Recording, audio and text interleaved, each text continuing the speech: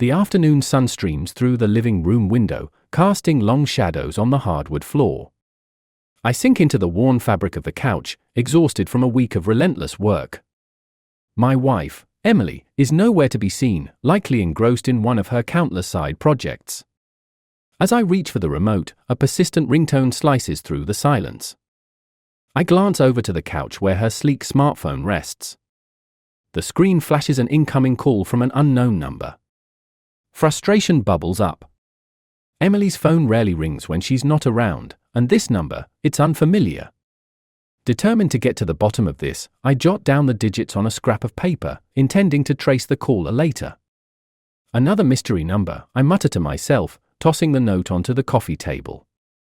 That night, sleep eludes me as I obsess over the unknown caller. Each ring from Emily's phone that morning adds another layer to my growing suspicion. I spend hours scouring the internet, but the number yields nothing. Forums, social media, public records, nothing. It's as if the number doesn't exist outside of Emily's phone. Maybe it's a wrong number, I tell myself, trying to quell the gnawing unease. But the persistent calls continue, day after day. Emily dismisses it as spam, but I can't shake the feeling that something is terribly wrong.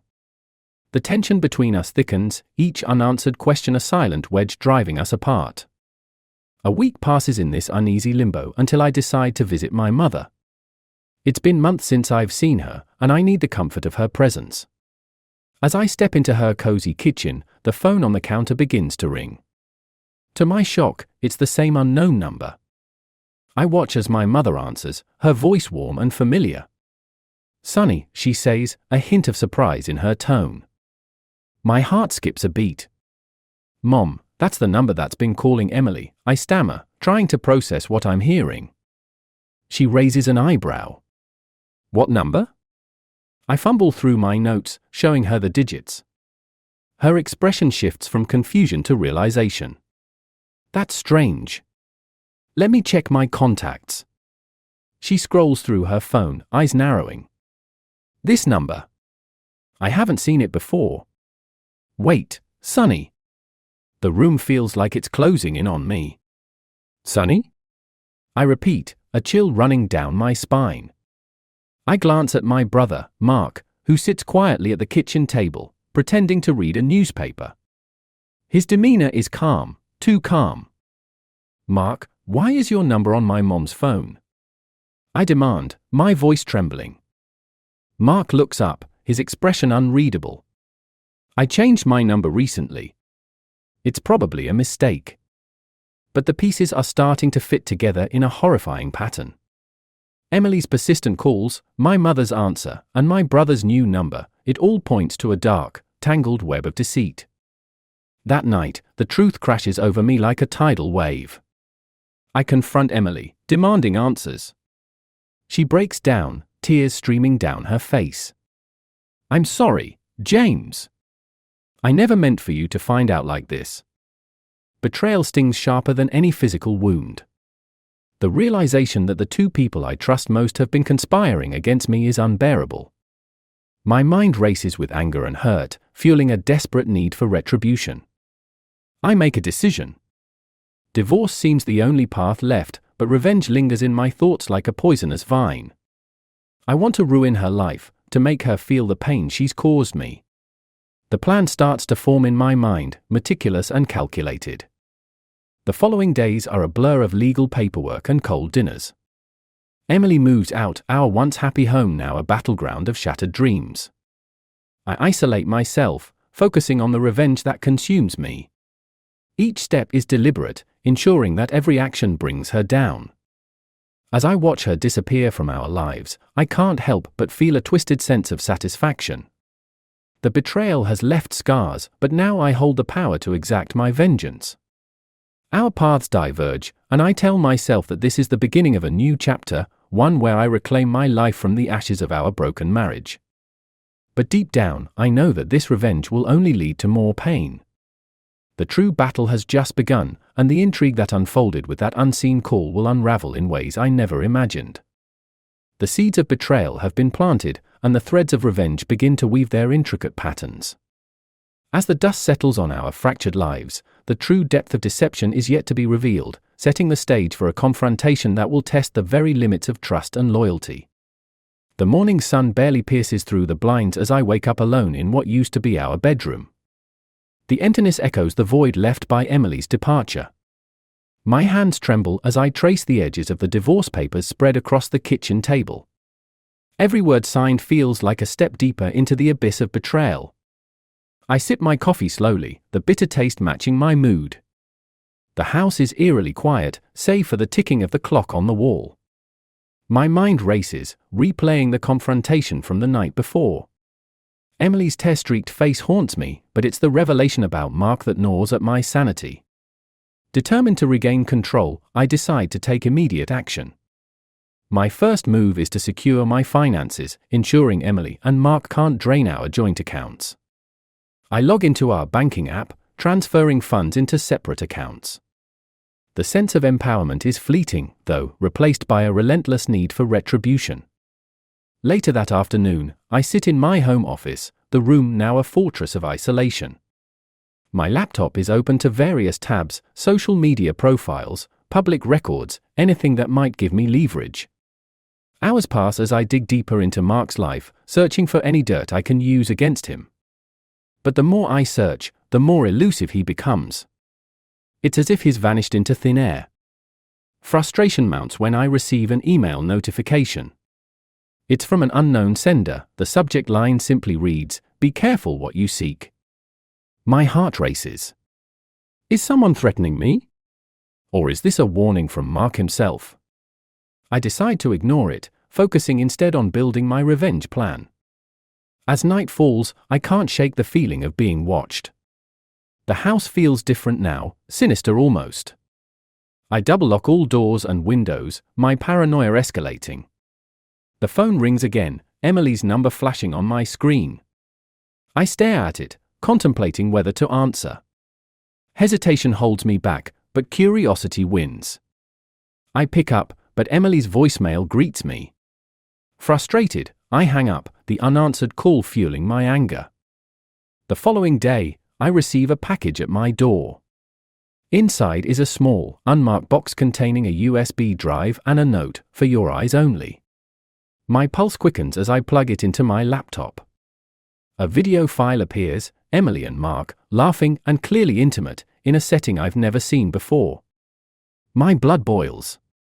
This evidence is undeniable.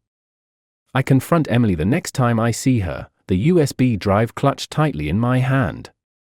"Explain this," I demand, my voice cold and steady. Emily's face pales as she sees the drive. "James, I can explain," she begins, but I cut her off. "I trusted you, both of you." "How could you?" Tears well up in her eyes. "It wasn't supposed to happen. Mark and I didn't plan it. It just happened." My mind races, the pieces of betrayal clicking into place. But explanations won't mend the shattered trust. Instead, they ignite the fire of my revenge. I decide it's time to make my move. That evening, I meet with my lawyer to discuss the legal avenues available. Divorce is finalized, and I secure a restraining order against both Emily and Mark. But legal actions feel too slow, too impersonal. I need something more immediate, something that ensures they both suffer. I start small, spreading rumors about Emily's infidelity in our social circles. Social media becomes my weapon, subtle posts hinting at her unfaithfulness, anonymous messages that sow doubt and mistrust.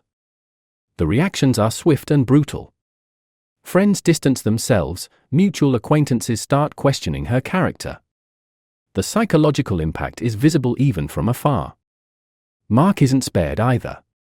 Using the information I gathered, I expose minor yet damaging details about his personal life, past mistakes, financial missteps, enough to tarnish his reputation without crossing legal boundaries. The satisfaction is short-lived, though. Seeing the pain I've caused brings a pang of guilt, but I suppress it, convincing myself that he deserves it as much as I do. One night, as I'm sifting through more information, my phone buzzes with a new message from an unknown number. "Revenge is a dish best served cold." My skin crawls. Someone else is playing this game, and now I'm a target too.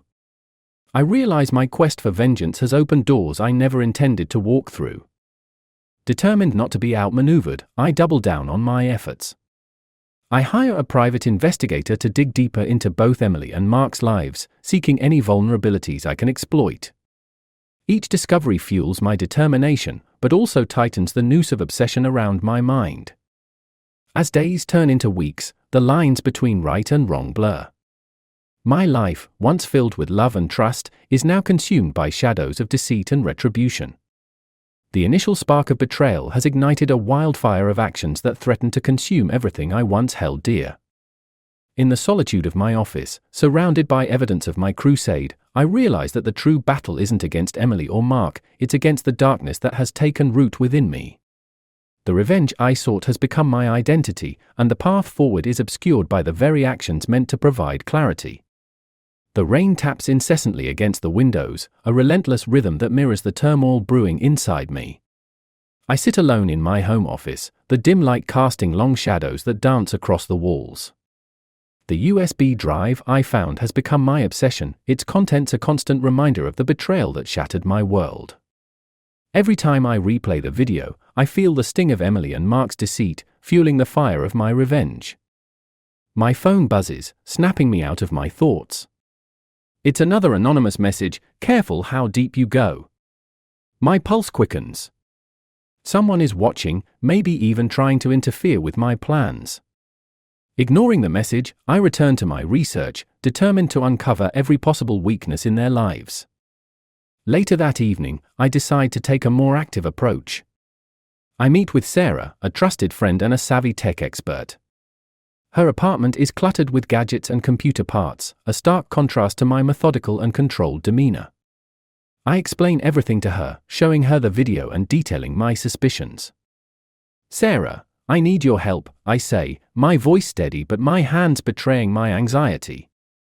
"I need to find out everything you know about Mark and Emily. Their lives, their secrets, anything that can help me bring them down." Sarah studies me for a moment, her sharp eyes assessing my sincerity. "You're really serious about this, aren't you?" she asks, her tone cautious. "I am. They destroyed my life. It's time they pay," I reply firmly. She nods slowly. "All right, I can help you gather information, but you need to be careful. Digging into people's lives can have unintended consequences." I appreciate her concern but remain resolute. "I understand. I just want justice." Over the next few days, Sarah assists me in delving deeper into Mark and Emily's backgrounds. We uncover financial discrepancies, past relationships, and even some legal troubles that had been neatly buried. Each discovery adds another layer to my plan, providing the ammunition I need to dismantle their lives piece by piece. One night, as I'm reviewing the latest findings, my phone rings. It's the same unknown number that's been haunting me. My heart races as I answer, hoping it's a clue, not another threat. "Who is this?" I demand, trying to keep my voice steady. There's a pause before a familiar voice responds. "James, it's me." I freeze. The voice is unmistakable, Mark's. "What do you want?"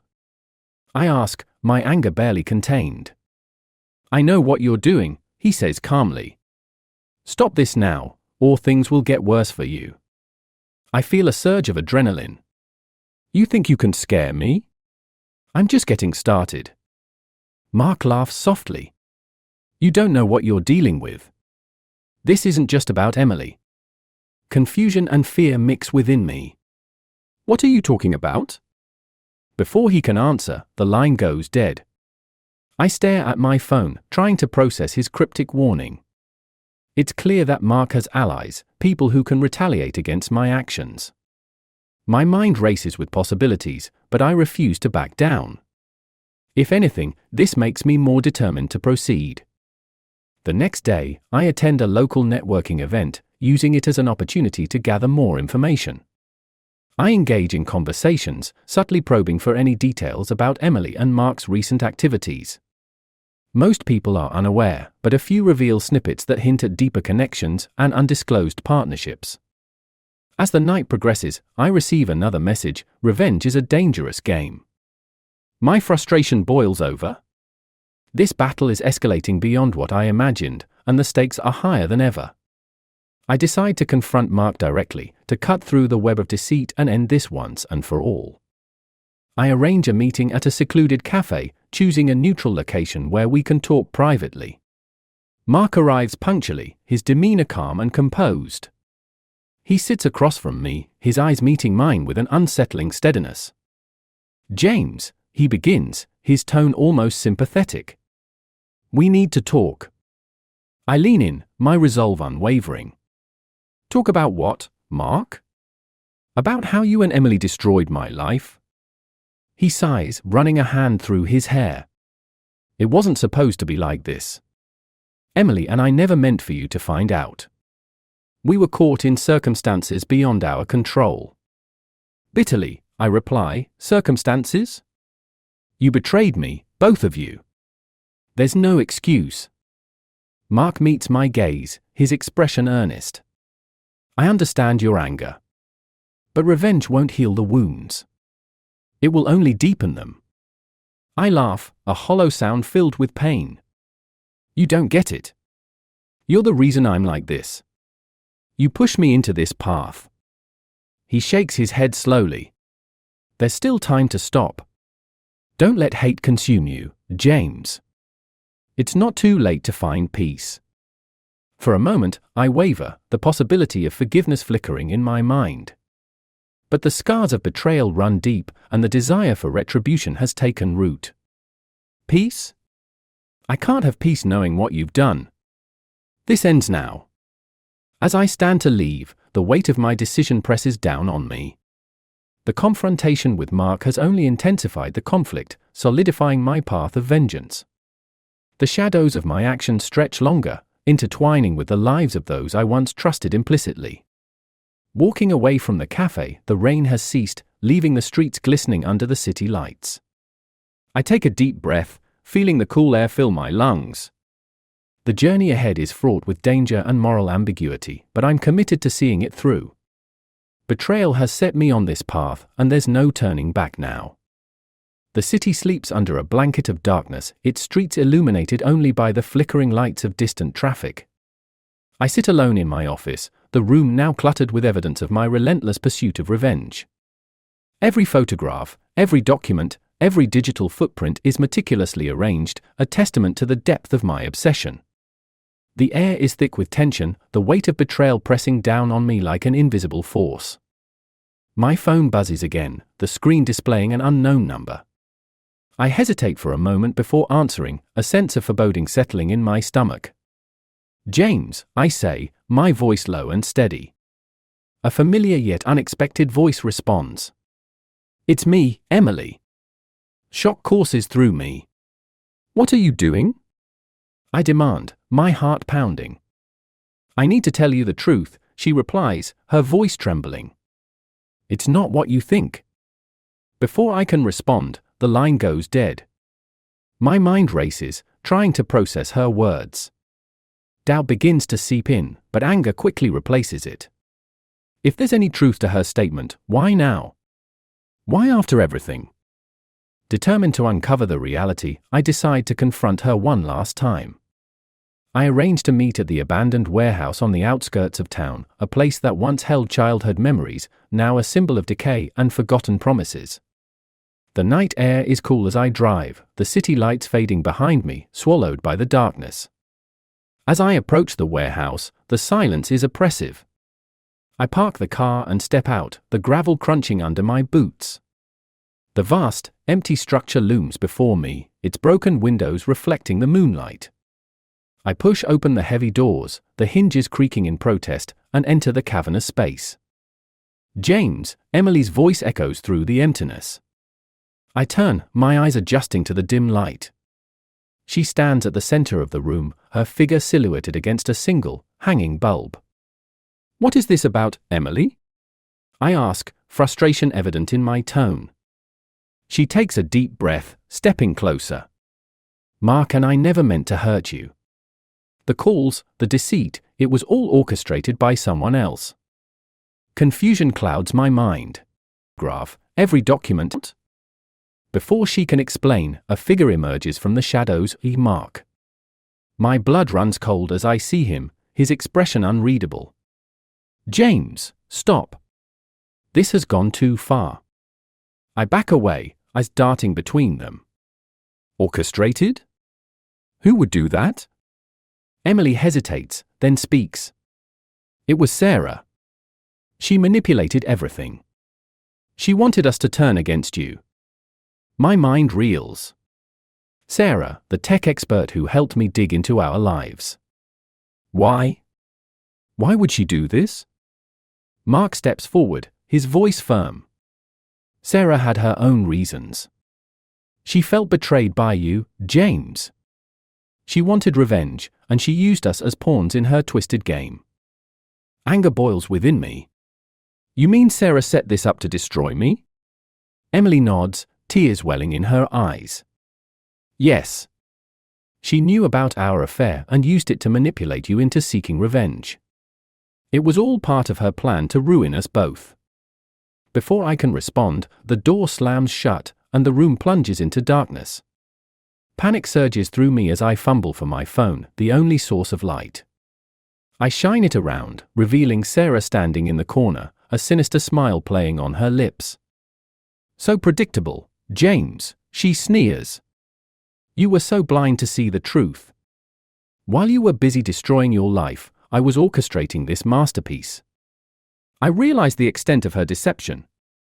Every action I took, every step towards revenge, was meticulously planned by Sarah. She had manipulated both Emily and Mark, turning them against me to exact her own vengeance. You think you can control everything? I shout, frustration and betrayal mixing into a potent cocktail of emotions. Sarah steps forward, her eyes cold. I did. And now, it's time to finish this. Without warning, she lunges at me, a hidden weapon in her hand. Instinctively, I dodge, the room becoming a battleground. Emily and Mark intervene, trying to protect me, but the situation spirals out of control. Chaos erupts as we struggle, the betrayal deeper than I ever imagined. In the scuffle, I manage to disarm Sarah, knocking the weapon from her grasp. She stumbles back, fear flickering in her eyes. You don't understand, she whispers. It's the only way. Breathing heavily, I look at her, the realization of her manipulation sinking in. You used us. You used everyone. Emily steps forward, her voice soft but resolute. James, it's over. We need to end this. Mark nods, his expression weary. Let her go. We've suffered enough. With a heavy heart, I take a step back, the anger draining away, replaced by a profound sense of loss. Maybe you're right, I say quietly. Maybe this path of revenge leads us nowhere. Sarah, defeated, lowers her head. I just wanted you to feel the same pain I felt. Silence envelops the room as the gravity of our action settles in. The web of deceit, fueled by betrayal and revenge, has ensnared us all, leaving nothing but destruction in its wake.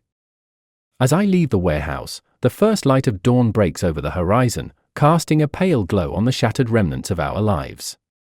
The journey of vengeance has left me hollow, the satisfaction of retribution overshadowed by the emptiness of what remains. Emily and Mark watch me go, their eyes reflecting a shared sorrow. Goodbye, James, Emily whispers. Take care, Mark adds, his voice tinged with regret. I drive away, the weight of our parting pressing heavily on my shoulders.